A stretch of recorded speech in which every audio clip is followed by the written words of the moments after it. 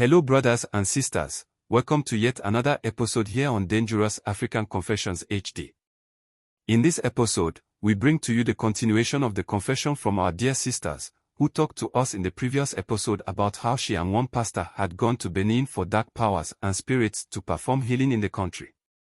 In the previous episode she told us how she and Pastor Samuel got to Benin and engaged in dark rituals in the search for powers to heal.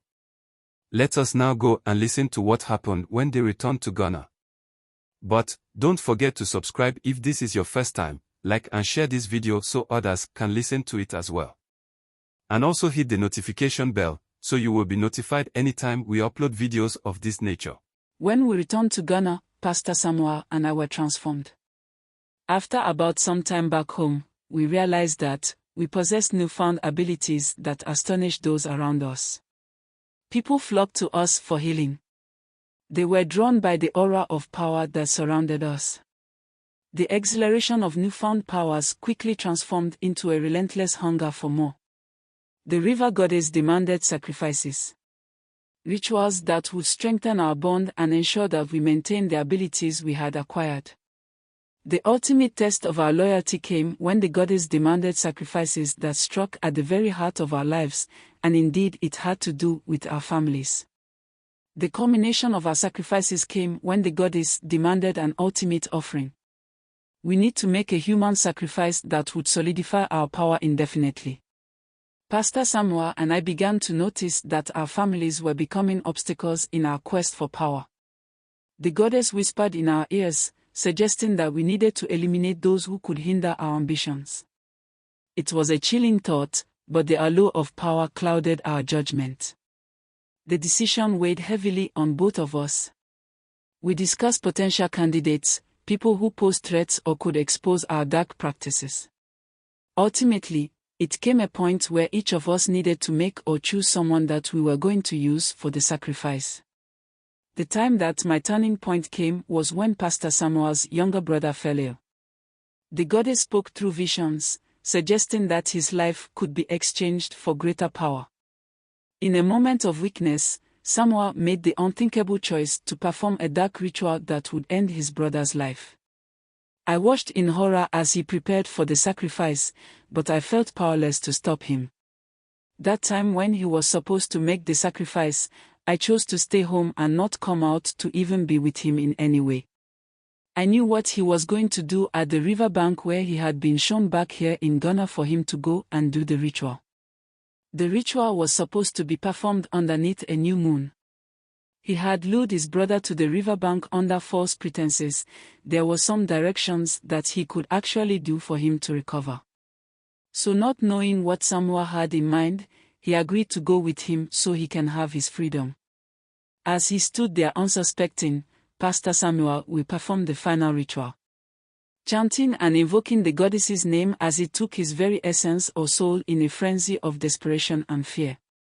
This place that he had gone with the brother, he didn't tell anyone about it. And the very next 2 days, the brother died. He came to my place and told me about him going through with what he was ordered to do. And then asked me to finish with mine so I don't attract any wrath from the goddess.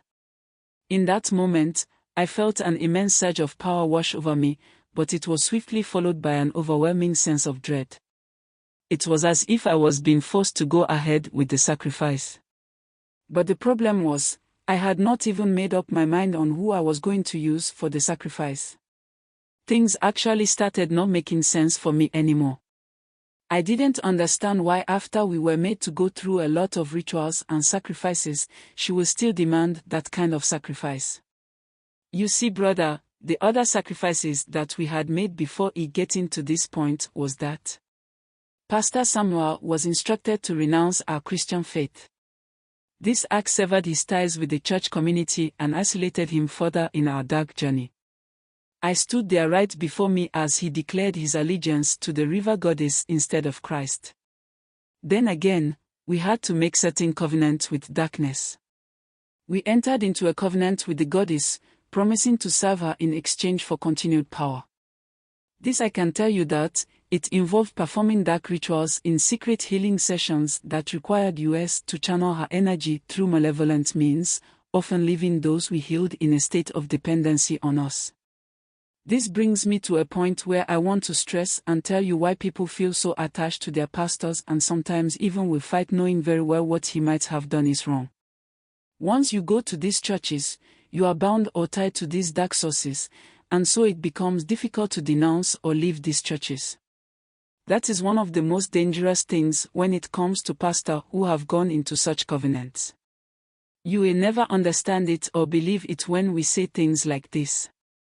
But when it gets to the time that he needs to make certain rituals and sacrifices that he feels he can no longer do that with family members, he will get into the church.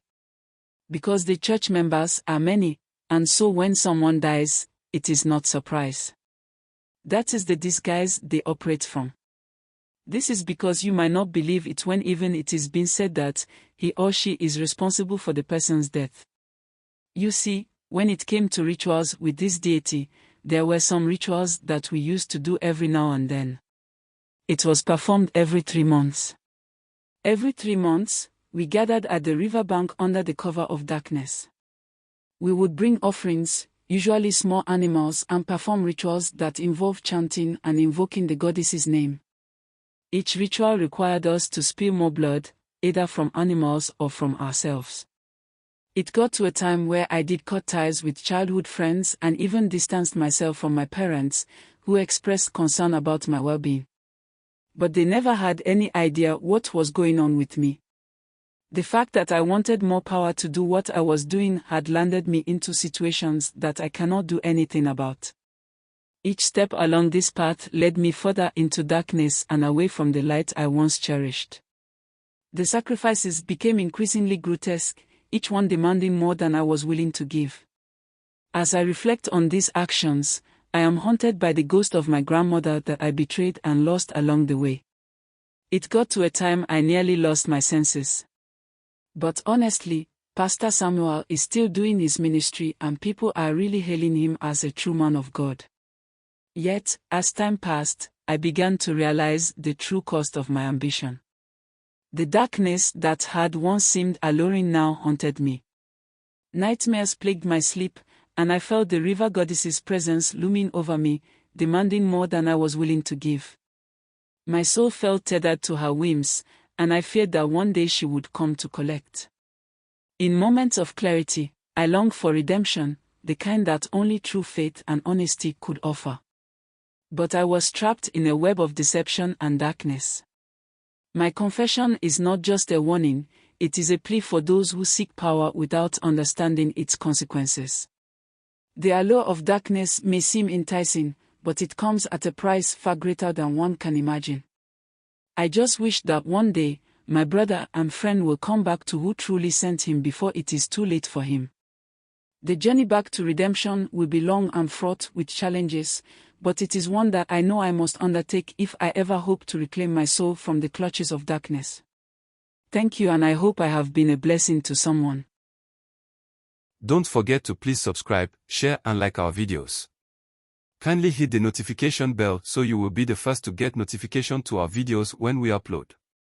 Indeed, I will stress on this statement that I always say, when you are too desperate to do anything, be it spiritual or physical in life, you will miss the mark, which will make you take certain decisions that will later come back to hurt you.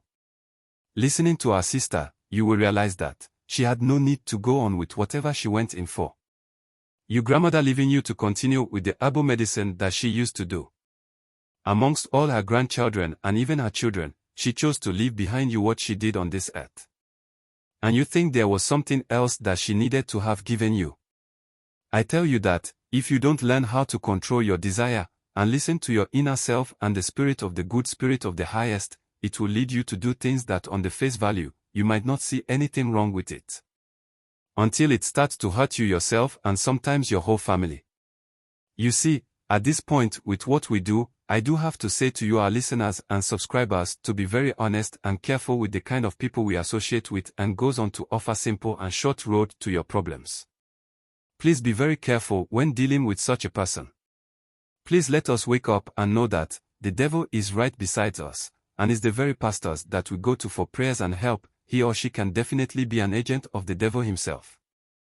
Now look at what a pastor has also gotten himself with. This is not to say that all pastors are a part of these dark rituals and sacrifices. But to be vigilant and stand firm is all that we want us to do. This is why we decided to go all out and do this with you, our lovely viewers and subscribers. Let us understand that the devil can use anything and anyone to get to us. It doesn't matter if he or she is a pastor, doctor, teacher, or any other person. He can even use your own family members to make you miss your mark. Please let us hear your thoughts in the comment section. Yes, just as we are here to share with ourselves what is going on out there, we do bring these conversations with you, our family members, to help our innocent brothers and sisters to realize what is happening out there, that they do not have any idea about, so that they can make their own decisions going forward in their day-to-day activities. I just hope that we honestly take the important lessons from these stories to better our lives and decisions. Stay blessed and be safe. Thanks for being a part of this growing family. Kindly share your thought with us in the comment section below. And if you are new here, please subscribe, like and share.